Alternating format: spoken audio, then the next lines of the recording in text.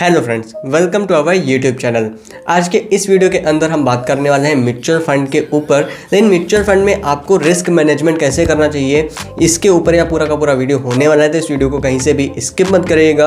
अगर आपने ऑलरेडी किसी म्यूचुअल फंड में इन्वेस्ट किया हुआ है या फिर आप कोई नया म्यूचुअल फंड ढूंढ रहे हो एंड उसमें इन्वेस्ट करना चाहते हो, तो किस तरह से आपको रिसर्च करनी चाहिए, इसी के ऊपर यह वीडियो का टॉपिक होने वाला है। तो चलिए मैं आपको एक एग्जाम्पल के जरिए समझाने की कोशिश करता हूँ।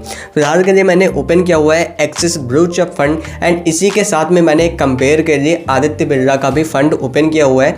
दोनों का मैं कंपैरिजन करके एंड आपको दिखाऊंगा कि कहां पर आपको रिस्क ज़्यादा मिलता है। फिलहाल के लिए हम सबसे पहले किसी भी म्यूचुअल फंड में देखते हैं तो उसका रिटर्न चेक करते हैं कि उसका रिटर्न कितना ज़्यादा आया है। ऑल टाइम डाटा में 5 साल में, 3 साल में, कुछ इस तरह से हम जज करते हैं। तो मैंने इसका ऑल टाइम का डाटा ओपन किया हुआ है जिसमें 14% के रिटर्न देखने को मिल रहे हैं।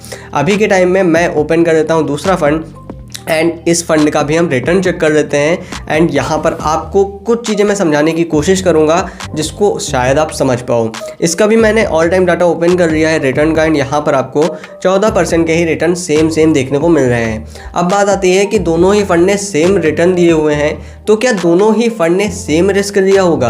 तो इसके लिए आपको थोड़ा सा डाउन आ जाना है एंड डाउन आने के बाद आपको रिस्क रेशियोज चेक करने हैं।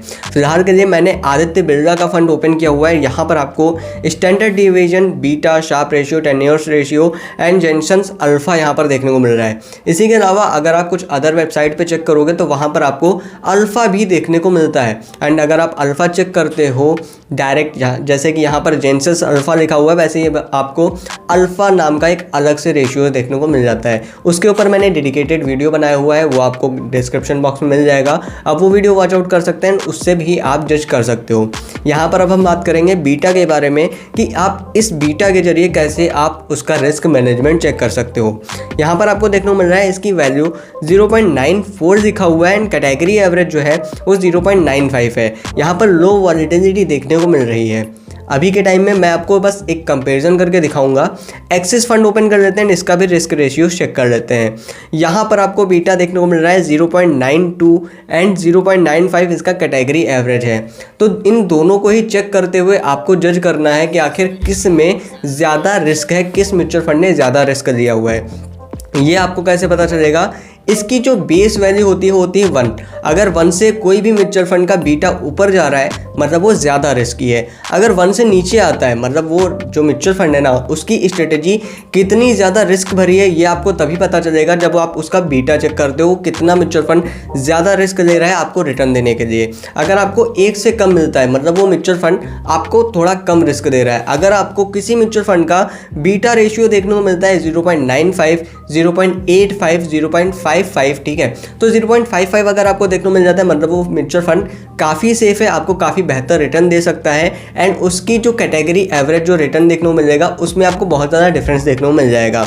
यहाँ पर आपको 0.92 देखने को मिलता है। लो वॉलेटिलिटी जरूर है बट आपको ढूंढना है कोई ऐसा म्यूचुअल फंड जो 0.90 के भी नीचे का बीटा रेशियोज देखने को मिले। यहाँ पर आपको 0.92 देखने को मिल रहा है। एंड अगर हम बात करते हैं दूसरे म्यूचुअल फंड की, आदित्य बिरला की, यहाँ पर आपको 0.94 देखने को मिल जाता है। लो वॉलेटिलिटी दोनों में है बट इस फंड ने, आदित्य बिरला वाले फंड ने ज़्यादा रिस्क लिया हुआ है क्योंकि इसका जो आपको बीटा रेशियो देखने को मिल जाता है वो 0.94 है। एंड ये बीटा रेशियो पिछले वाले फंड से यानी कि एक्सिस ब्लू चिप फंड से ज़्यादा है। तो इससे आप जज कर सकते हो कि कौन सा म्यूचुअल फंड ज़्यादा से ज़्यादा रिस्क ले रहा है या फिर कम से कम रिस्क ले रहा है। इसी के अलावा आपको अदर चीज़ें क्या चेक करनी चाहिए वो मैं आपको शॉर्ट में बता देता हूँ। आपको इसका रिटर्न ज़रूर चेक करना है कि कितना आपको रिटर्न मिल रहा है ऑल टाइम डाटा में या फिर 5 साल के डाटा में, ठीक है। अगर कोई भी म्यूचुअल फंड आपको 15% के आसपास के रिटर्न देता है तो आप उस म्यूचुअल फंड को आराम से चूज़ कर सकते हो क्योंकि लॉन्ग टर्म इन्वेस्टमेंट में 15% के रिटर्न काफ़ी अच्छे माने जाते हैं।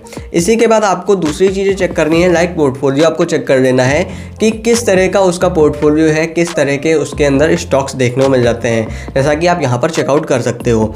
इसी के बाद मैंने रिस्क रेशियो बता दिया, स्टैंडर्ड डिवीजन एंड बीटा के बारे में बता रहा हूँ। एंड इसी के अलावा अल्फा का मैं वीडियो बना चुका हूँ। Sharpe ratio and tenures ratio के ऊपर मैं अलग से वीडियो बनाऊंगा जिसमें आप सारी चीज़ें जान पाओगे।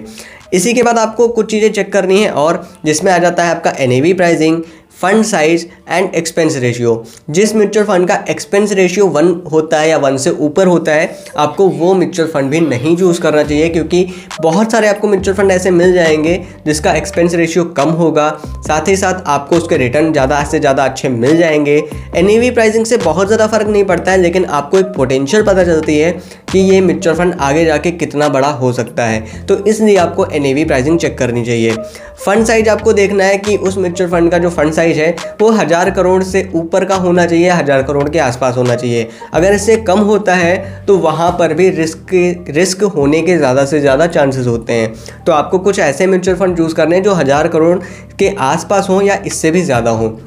उम्मीद करूंगा आपको ये सारी चीज़ें समझ में आ गई होंगी कि आखिर आपको कौन कौन सी चीज़ें चेक करनी चाहिए किसी भी म्यूचुअल फंड में, एंड रिस्क मैनेजमेंट कैसे चेक करना है कि कौन सा म्यूचुअल फंड ज़्यादा रिस्क ले रहा है। आपको सिंपल से उस म्यूचुअल फंड का Sharpe ratio, 10 years ratio and beta ratio, ये सारे चेक कर लेने हैं। अगर आपको बीटा देखने को मिल जाता है 1 से कम है, उसका मतलब हो जाता है कि वो म्यूचुअल फंड कम रिस्क ले रहा है, एंड अगर 1 के आसपास होता है, 1 से ऊपर होता है, तो आपको समझ जाना चाहिए कि ये म्यूचुअल फंड ज़्यादा से ज़्यादा रिस्क ले रहा है, आपको उस म्यूचुअल फंड से स्किप कर देना है। उम्मीद करूंगा मेरा यह वीडियो आपको समझ आ गया होगा। मेरा यह वीडियो कैसा लगा हमें कमेंट बॉक्स में ज़रूर बताएं। इसी तरह की इंटरेस्टिंग वीडियोस देखने के लिए हमारे चैनल को सब्सक्राइब करें। धन्यवाद दोस्तों।